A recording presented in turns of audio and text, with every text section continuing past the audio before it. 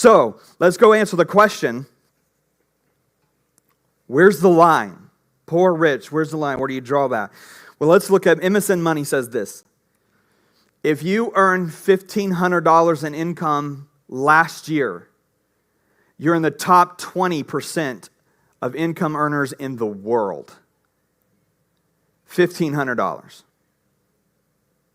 Now, I know that probably put all of us in there because we all within the last 48 months, or not 48 months, that's a long time, last couple of years received the government check that was worth more than that, right? If you have a means of transportation, like you own a vehicle, or you can pay someone to drive you around, you're in the top 15% wealthiest people in the world. If you own $61,000 in assets in any form, you're in the top 10% of wealthiest people in the world.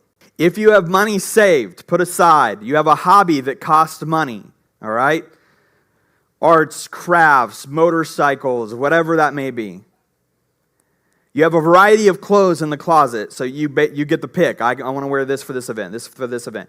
You have 2 cars in any working condition, and you live in your own home. You're in the top 5% wealthiest people in the world. If your household earns $50,000 annually, you're in the top 1% wealthiest people in the world. Guys, we have a challenge. We may not see ourselves as rich, but we are.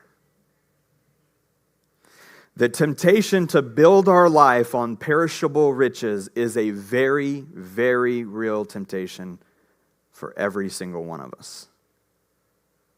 The opportunity before us to be in delusion from the intoxication of the security of our riches and freedom present a very real spiritual danger.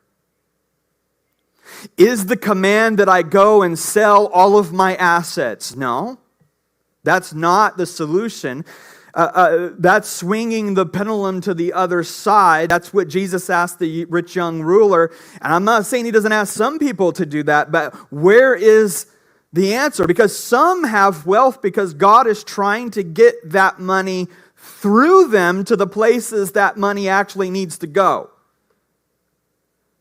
The problem is we fail to become conduits of blessing, money, God giving us money, and then we getting it to the places where it needs to go. We fail to be conduits and shut the valve off and become hoarders when that money then becomes our God and our sense of security. So some people have wealth because God has deemed it so, and He wants to use that. Is the answer to give it all away and live in a poverty mindset? No, again, that's swinging the pendulum the other way. To some, the Lord has deemed and set up to be poor. To some, the Lord has deemed and set up to be rich for whatever purposes according to His will. The idea here is that the rich will rejoice when their trials do come because it reminds them of the transitory nature of the material objects and their inability to bring eternal fulfillment to the person.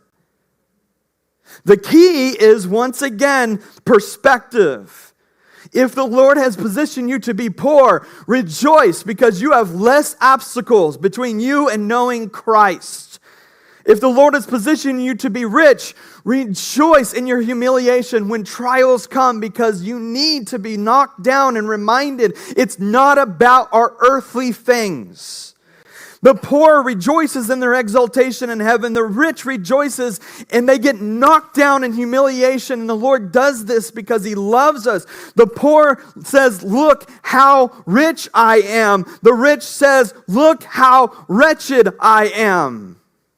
The great reversal. Each person, no matter what economic status, has to keep their perspective of eternity clear.